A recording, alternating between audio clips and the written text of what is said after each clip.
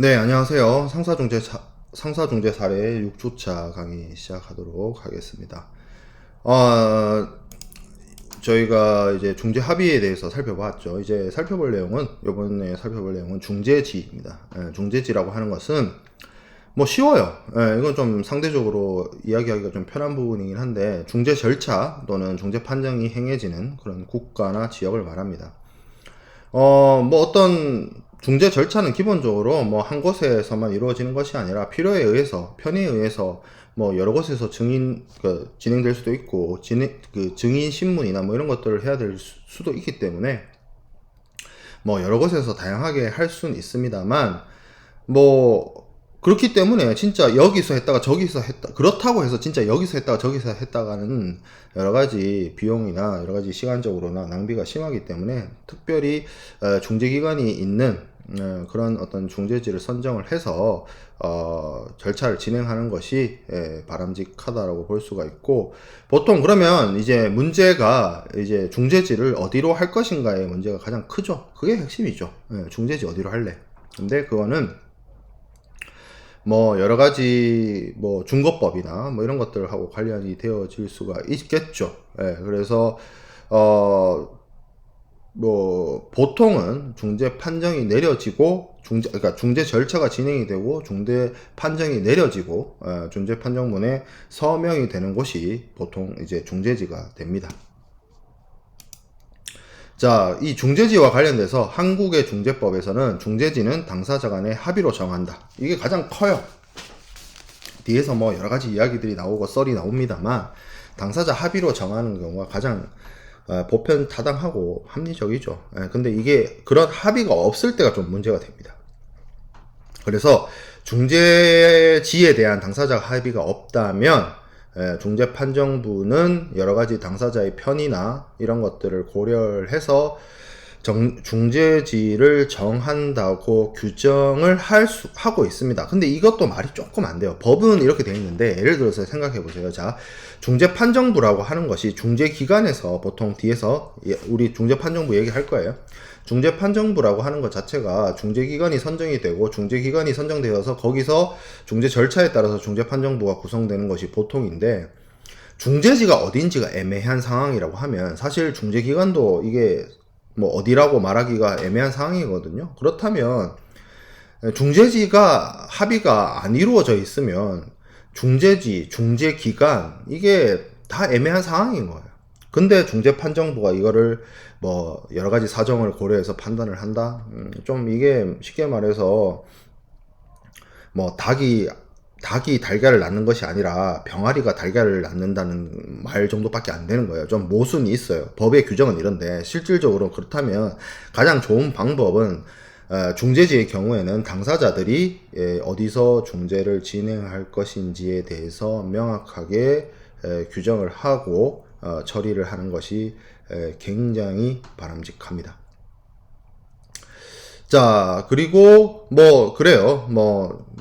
그 중재판정부는 규정은 뭐 규정되어 있으니까 살펴보면, 중재판정부는 중재지 외의 장소에서 중재인들 간의 협의나 뭐 이런 것들에 의해서 심리를 진행할 수도 있다, 이렇게 규정이 되어 있습니다. 그러니까 뭐 예를 들어서 대한상사중재원이 위치하고 있는 서울 대한민국을 중재지를 할지라도 뭐 증인 조사나 뭐 증거 조사나 이런 것들을 다른 장소에 할 수 있다, 이렇게 이야기를 하는 것이죠. 자, 그래서 뭐 굳이 얘기를 하자면 중재 장소와 심리 장소는 다른 개념이기도 합니다.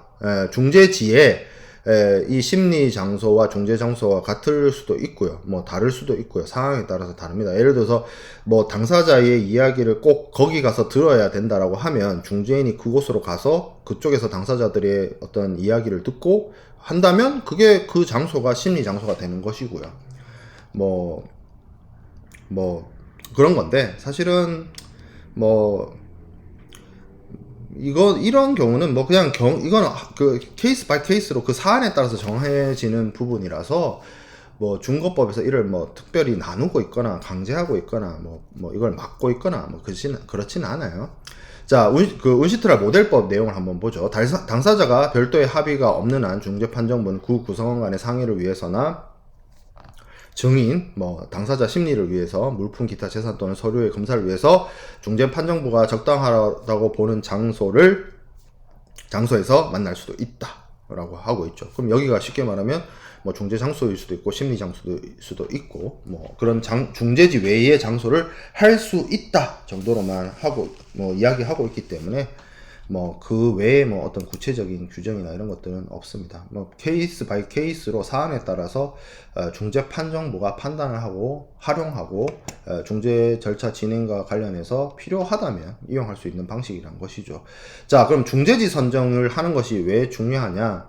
결국에는 뭐 중재기간, 그리고 중거법, 그리고 뭐 여기에 강의 자료에 안 나와 있지만 중재기간을 선정하게 되면 거기에 따른 중재규칙 이런 것들을 정해지기 때문입니다. 중재지를 정한다는 것 자체가 그냥 중재지를 이런 거죠. 대한민국을 중재지로 정해놓고 실제 중재기간은 뭐 AAA로 한다. 이 말이 안 된다 했죠. 모순되는 중재 합의는 말이 안 된다 했죠. 결국에는 대한민국을 중재지로 정했다라는 것 자체가 대한상사중재원에서 중재기관을 선정을 해서 중재를 진행하겠다. 그렇다면 뭐 대한민국에 위치하고 있는 대한상사중재원에서 한다는 것 자체가 중재지가 대한민국이고 중재기관이 대한상사중재원이고 중재규칙이 대한상사중재원의 중재규칙이 될 수밖에 없고 결국 그렇게 돼버리면 그 중재규칙과 관련해서 적용될 수 있는 어떤 절차적인 중거법이라든지 이런 것들이 대한민국 법이 될 수밖에 없는 구조로 넘어가게 되는 겁니다. 그렇기 때문에 당사자들이 이것을 정하는 것이 굉장히 중요하고요. 보통 이 중재법을 적용할 때 있어서 영토주의를 채택하고 있습니다. 뭐 당연한 얘기예요. 일본에서는 일본법 적용하고, 영토주의란 말이 일본에서는 일본법 적용하고 한국에서는 한국법 적용하고 미국에서는 미국법 적용한다는 그런 얘기입니다. 이게 너무나 당연한 거죠. 그렇기 때문에 중재지 선정을 하는 것이 중요하고요. 한국중재법 2조의 적용 범위에서도 중재지가 대한민국인 경우에 적용한다. 뭘 적용한다? 중재법을 적용한다. 그러니까 자기 법인데 중재법이죠. 이 대한민국 중재법도 중재지가 대한민국이어야만 적용할 수 있는 거예요. 그렇죠?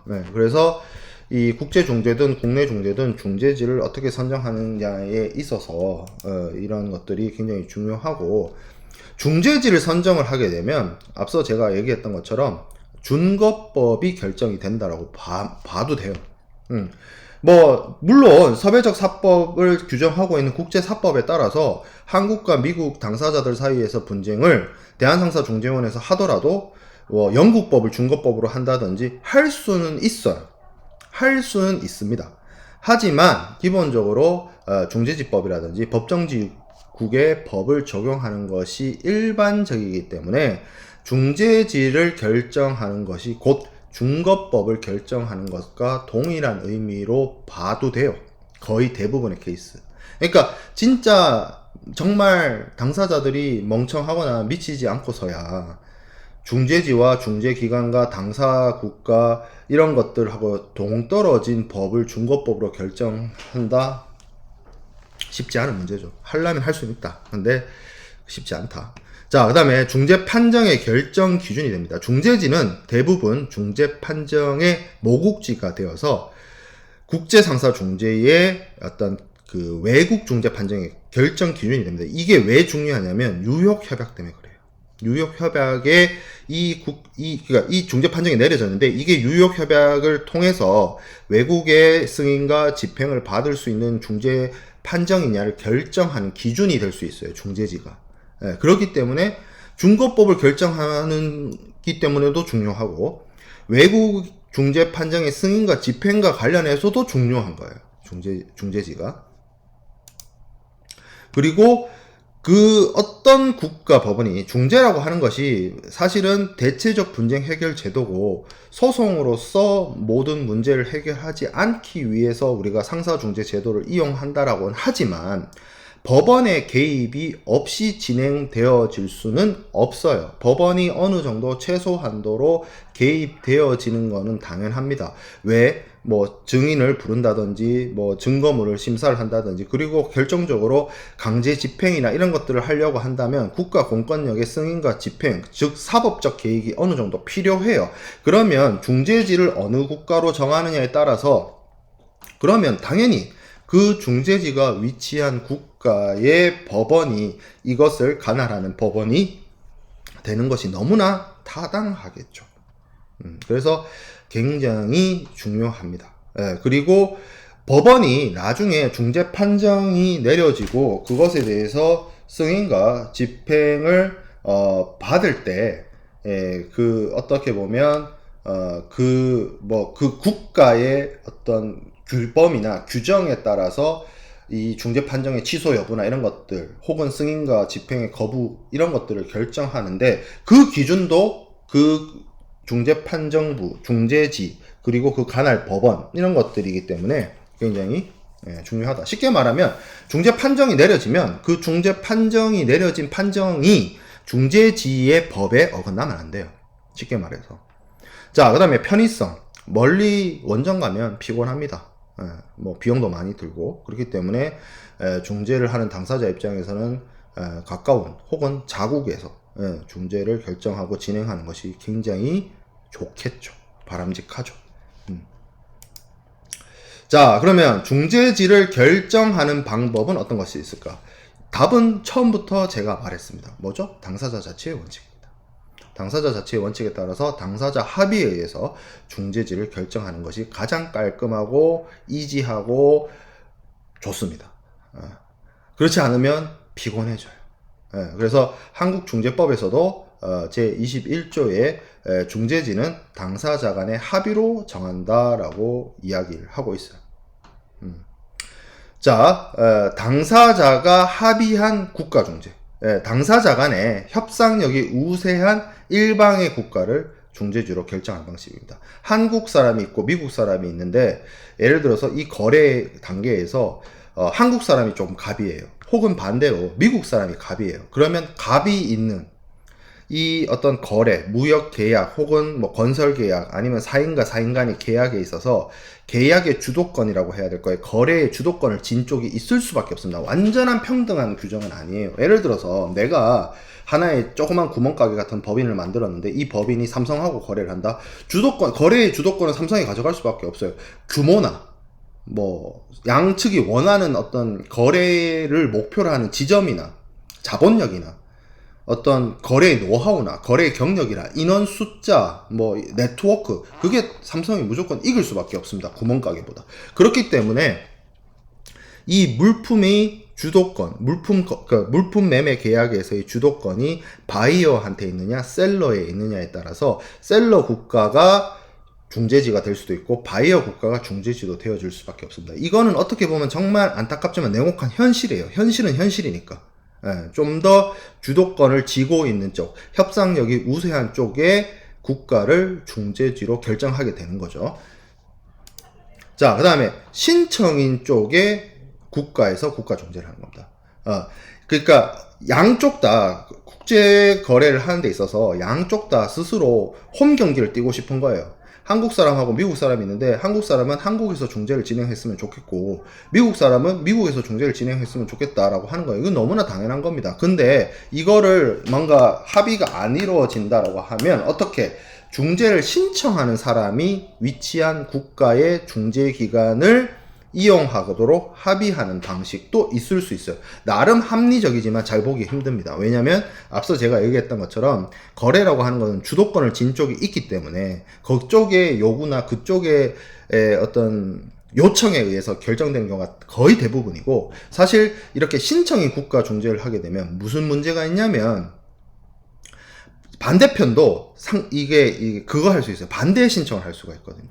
반대 신청이나 이런 것들을 할 수가 있기 때문에 사실 좀 애매한 측면이 있는데 반대 신청을 하는 거에 대한 디펜스는 물론 여기 기술적으로 최초 중재 신청을 받은 중재기관을 중재지로 결정하는 그런 방식으로도 상쇄시킬 수는 있지만 이거 자체가 어떻게 보면 안 해도 되는 중재 신청을 유도할 수도 있는 거예요, 사실은. 왜냐하면 내가 이런 거지. 내가 선빵을 날려야 되는 거죠. 선빵을 날린 쪽에 그 국가를 중재지로 결정한다는 거잖아요. 쉽게 말하면 먼저 최초로 중재를 신청한 곳에 당사자가 소속되어 있는 국가를 중재지로 결정한다는 규정 자체가 내가 상대방한테 선빵을 날려야 내가 나의 홈그라운드에서 중재를 진행할 수 있다는 말이 되기 때문에 사실은 뭐 제 개인적인 생각이긴 합니다. 결코 그렇게 바람직하지는 않고요. 그렇게 했을 때 지금 여기 세 번째 동그라미, 네 번째 동그라미는 그러한 방식으로 중재지를 결정할 때의 예시에 해당이 됩니다. 그렇죠? 신청인이 한국 기업인 경우에는 대한상사중재원. 만일 신청인이 중국 측이면 중국 국제경제무역중재위원회에서 중재를 진행한다. 이런 규정을 두는 거죠. 바람직하진 않습니다. 제가 판단할 때. 반대도 있겠죠. 그래서 피신청인이 있는 국가를 중재지로 결정하는 방식이다.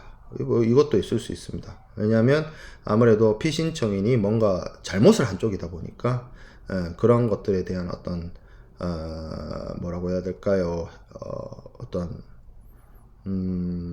그러니까 문제를 처음 만든 쪽이죠. 뭐 계약 위반을 했거나 한 쪽이기 때문에 그쪽에 뭔가 피신청인이 왜 계약을 제대로 이행하지 못한 것과 관련된 여러 가지 증거나 뭐 이런 것들이 피신청인 국가에 있을 수 있기 때문에 중재지를 피신청인이 있는 국가로 정하는 방식 뭐 이런 것들도 있을 수 있습니다만 이것 또한 뭐 그렇게 바람직한 방법은 아니라고 생각이 듭니다. 그래서 뭐 어쨌든 그런 방식으로 중재지를 결정을 할 때 어떻게 중재 합의를 하느냐 뭐 요 내용들이 있고요. 여러분들 참고하시면 될 것 같습니다. 자, 그 다음에 중재 협정을 통한 중재 합의도 있을 수 있어요. 당사자 간에 합의한 중재 협정에서 중재지로 결정하는 방식입니다. 그래서 이것도 사실 뭐 많이 쓰인다라고 보기는 어려운데 대한상사중재원과 일반상사중재협회 간에 73년 10월 26일에 체결된 중재협정에서 정한 절차에 따라 중재로 해결한다 뭐 이런 방식인데 사실 이것 또한 그렇게 널리 쓰이진 않고 좀 여러가지 어려움이 있습니다. 적용하는데. 자, 그러면 어쨌든 제일 깔끔한 거는 뭐 누가 협상을 주도권을 쥐든지 간에 당사자 합의에 의해서 중재지를 결정하는 것이 가장 바람직하고 가장 깔끔하고 가장 이지한데 만약에 당사자 합의가 없다면 피곤해져요. 그러면 선택할 수 있는 옵션은 하나입니다. 법에 의해서 중재지를 정하든지 아니면 중재인이 결정하는 거지. 그래서 중재인이 결정을 할 수 있는데 중재지가 합의가 안 됐는데 중재인이 있다? 이게 달걀보다 병아리가 먼저 있다는 소리하고 비슷한 말이에요. 법은 이렇게 규정이 되어 있는데 실질적으로 이거를 이런 식으로 결정하기가 쉽지 않습니다. 그래서 국제중재에서 중재지를 결정하는 것은 결국 법에 의해서 결정을 하는 것이기 때문에 좀 쉽지가 않고 만약에 합의도 없고 중재지와 관련된 뭐 중재절차법이나 이런 거에 의해서 뭐 결정할 수 있는 어떤 국제사법의 원리나 이런 거에 의해서 중재지를 결정할 방법이 없다라고 하면 이제 재판 관할을 정하는 뭐 그런 방식으로 넘어가게 됩니다. 그래서 재판 관할에 대해서 따라서 피고의 주소지, 거소지, 그러니까 피신청인 쪽이죠. 그쪽에 그쪽을 더 우선시하기도 하고, 뭐, 아니면 양 당사자의 의무가 이행이 돼야 되는 의무이행지를 중재지로 하기도 합니다.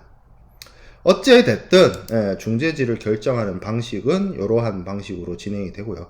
뭐, 제가 당사자 합의가 없는 경우, 이런 경우들도 여러분들한테 설명을 드리긴 했습니다만, 사실은 이거는 좀 바람직하지 않은 형태라고 볼 수 있어요. 중재지는 그냥 중재 기간이 선정되면 거기에 따라서 간다라고 볼 수 있습니다. 하지만 제가 좀 강조하고 싶은 부분은 중재 합의나 이런 것에서 반드시 명시해야 할 필요는 있어요. 왜냐하면 아까도 제가 얘기를 했다시피 뭐 뉴욕 협약과 같은 국제 협약의 적용 대상을 우리가 판단을 할 때 그 기준이 되는 것도 중재지이기 때문에 별거 아닌 것 같고 의미가 없을 수도 있지만 중재 합의문에다가 중재지를 반드시 삽입을 하는 것이 나중에 외국의 중재 판정의 승인과 집행을 하는 데 있어서 굉장히 중요한 요소가 될 수 있습니다. 자, 준거법에 대한 얘기를 해야 되는데, 이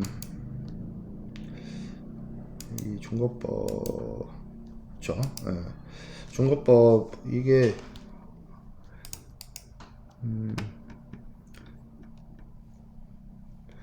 간략하게 좀 볼까요? 간략하게. 예. 준거법이라고 하는 건 쉽게 말해서 중재 대상인 분쟁에 적용될 법을 의미합니다. 예, 그래서 중재인들이 그 법을 이용을 해서 이제 중재 판정을 해야 되는데 중재에 있어서 적용되는 준거법은 두 개가 있어요. 절차법이 있고요, 실체법이 있습니다. 그래서 굳이 거기다 더 나누면 절차법과 실체법에다가 집행과 관련된 준거법도 또 있어요. 절차법이라고 하는 거는 쉽게 말해서 보통 그 어떤 이러한 중재의 절차가 진행이 되는 그곳에 중재 절차와 관련된 법 규정이 있다는 거죠. 보통 이게 절차법이라고 하면, 절차법은 소송을 통해서 우리가 이제 문제를 해결할 때 법원에서의 절차법이라고 하는 거는 그 법원이 위치한 곳의 법을 따르기로 하는 거거든요. 근데 우리는 법원에서 문제를 해결하는 것이 아니라 중재로서 문제를 해결하잖아요. 그러면 당연지사로 뭐겠어요? 중재지법이 절차법이 됩니다. 그러니까 대한민국이 중재지고 대한민국에 있는 대한상사중재원이 중재기관이고 그리고 그렇다면 절차적 준거법은 대한민국 법이 되는 게 바람직하죠. 예. 그렇죠. 예. 그래서 가버닝 로를 그렇게 중재 절차를 진행되는 데에 대해서 적용할 수 있는 법을 말하는 것이고, 자, 그러면 이제 뭐 이거와 관련돼서 이제 이 뭐 절차적 준거법을 결정하는 것과 관련된 여러 가지 이론들이 있습니다. 그래서 그 절차가 진행되는 국가의 법이 준거법이 돼야 된다는 이론이 법정지 이론이고, 그거 상관없이 어디서 절차가 진행되는지 상관없이 다른 국가의 법을 절차적 준거법으로 결정할 수 있다는 것이 탈국가 이론입니다. 그 정도로만 체크해 두면 되세요. 여러분들이 이것까지 너무 자세히 알 필요는 없는 건데 그냥 준거법을 설명하니까 가져온 내용이고요. 자, 당사자들은 기본적으로 당사자들의 합의에 따라서 절차적 준거법을 결정할 수 있습니다. 하지만 이게 만약에 자기들이 정한 중재지 혹은 중재기관에서 운용하는 데 있어서 자기들이 정한 절차적 준거법과 중재기관과 중재지가 뭔가 충돌이 나면 문제가 있어요. 문제가 있습니다. 그러니까 아무리 당사자 자치의 원칙이라고 할지라도 차라리 정할 거면 쉽게 이렇게 영국법을 하고 싶으면 차라리 중재지도 영국으로 하고 중재기관도 영국에 있는 중재기관을 하라고, 당사자들이 합의해서. 근데 당사자들이 합의했다, 당사자 자치의 원칙이다 해가지고 대한민국을 중재지로 하고 대한상사중재원을 중재기관으로 해놓고 절차적 준거법은 영국법으로 한다, 그러면 이게 안 맞다는 거예요. 나중에 중재 판정의 취소나 혹은 실제로 집행 단계에 들어가가지고 이게 뭐 집행 거부나 취소나 이런 것들로 이어질 수 있고 굉장히 어려운 문제에 봉착할 수도 있고 여러 가지 부수되는 분쟁을 발생시킬 수도 있어요. 그래서 아무리 당사자 자치의 원칙에 따라서 준거법을 결정한다 할지라도 중재지 선정, 앞서 우리가 얘기했던 중재기관이라든지 중재지 선정의 계를 따라가는 것이 바람직합니다. 자, 만약에 중재의 어떤 절차적 준거법에 대한 당사자 합의가 없으면 어떡하느냐? 그냥 중재지법이 되는 거죠. 안 정했으면. 그러니까 제가 굳이 중재지를 한국으로 해놓고 절차적 준거법을 영국법으로 할 게 너무 의미가 없다라고 얘기한 것처럼 중재지가 한국이에요. 그러면 별도의 합의가 없더라도 그냥 중재지의 법이 절차적 준거법에 따라서 갑니다. 자, 그리고 만약에 중재인이 이거를 결정할 수 있느냐, 어떤 준거법을 할 수 있느냐라고 해도 뭐 사실 중재판정부는 뭐 이런 어떤 그 준거법에 대한 결정에 이 당사자 간의 합의가 없다라고 한다면 뭐 할 수는 있어요. 자유롭게 할 수 있습니다. 중재판정부가 그러한 어떤 절차적 준거법 결정과 관련해서 뭐 그걸 자유롭게 결정할 권한이 없다라고는 말 못해요. 권한 있습니다. 하지만 제가 계속 강조를 하지만 중재판정부라는 것 자체가 중재 기관이 선정이 되고 중재 절차가 시작된 다음에 결정이 돼요. 보통의 기관 중재에 있어서는.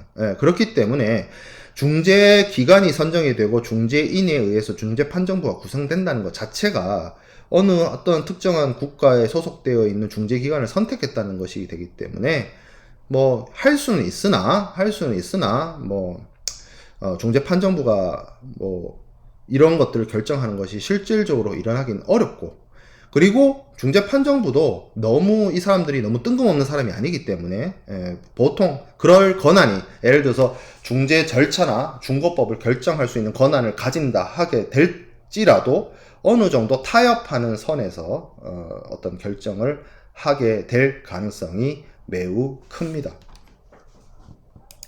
그래서 대부분의 국가의 법들은 사실 이미 이게 왜 교수님 계속 강조하시는데, 아니 당사자들이 합의할 수 있다, 그리고 당사자들이 합의 안 하면 중재판정부가 그걸 결정할 수 있다라고 말씀을 하시면서 중재판정부라는 것이 중재기관이 선정이 되고 중재 절차가 정상적으로 시작이 된 다음에 중재인 선정이 이루어지기 때문에 이게 병아리가 달걀보다 먼저 오는 상황이다, 그래서 말이 안 된다, 이 얘기를 계속 하고 있으십니다 라고 생각할 수 있어요.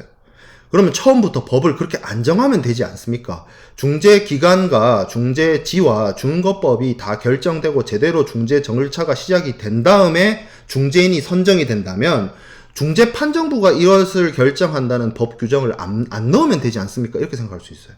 근데 왜 그러냐면 대부분 국가의 중재법이 임시 중재 절차를 가정하고 규정을 하고 있어요. 그래서 그래요. 근데 이거는 법이 그런 거예요. 법이. 근데 실체적으로는 뭐예요?